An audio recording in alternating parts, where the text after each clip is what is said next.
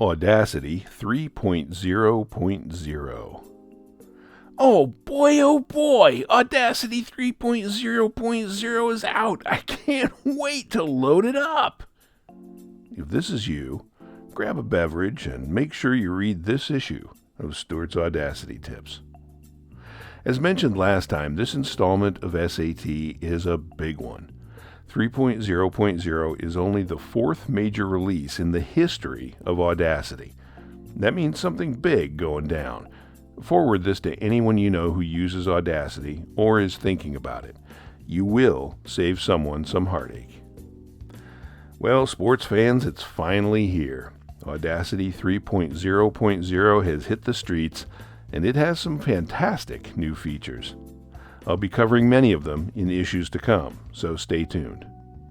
In this SAT, I want to quickly cover two changes that are very important to understand for anyone who uses Audacity, especially professionally.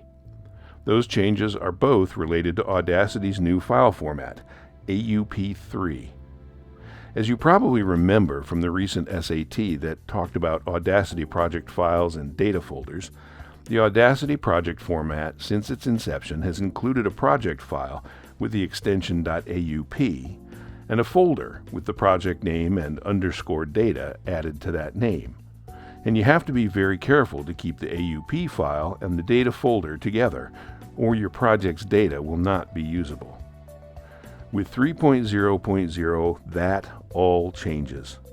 Audacity now saves all its information, project, and data in a single file with the new .aup3 extension.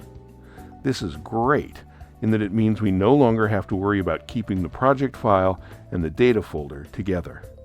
But it also brings two important considerations. First, Audacity 3.0.0 cannot save projects in the old format. So if you're doing any kind of collaborative work with someone else, you both need to have the same version of Audacity. Either stick with 2.4.2, or both of you need to use 3.0.0. Audacity will still read the old version, but it won't write them.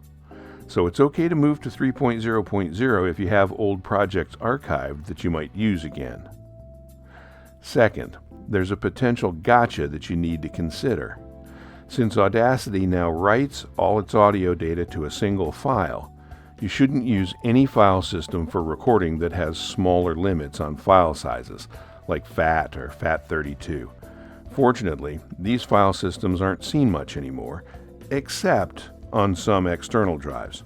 The problem with these file systems is that they only allow smaller file sizes. For example, FAT32 is limited to 4 GB files. This isn't an issue for Audacity 2.x because the data is written to disk in a big collection of very small files. With 3.0.0, however, the data is written to the single file, which can get quite big while you're recording and/or editing. You can check to see where Audacity is recording by looking in Preferences, Directories. If the location of the temporary files directory is an external drive, you should check to make sure that drive isn't using FAT or FAT32. You can check the file system easily. On a Mac, in Finder, right-click on the drive's icon and look at the format value. In Windows, in File Explorer, right-click on the drive's icon, select Properties at the bottom of the context menu, and look at the file system value. If you're using Linux, I'm sure you already know about file systems. If I'm wrong about that, shoot me an email. Also, when you install Audacity 3, there will be additional folder options available in the Directories panel in Preferences. The Temporary Files folder is the critical one when recording. I hope this helps you start to get a handle on the major new version of Audacity. As I mentioned, there will be much more to come in the near future. I keep discovering useful tidbits almost every time I start digging. It's a great time to be an Audacity user. Hope this helps. I'm Stuart.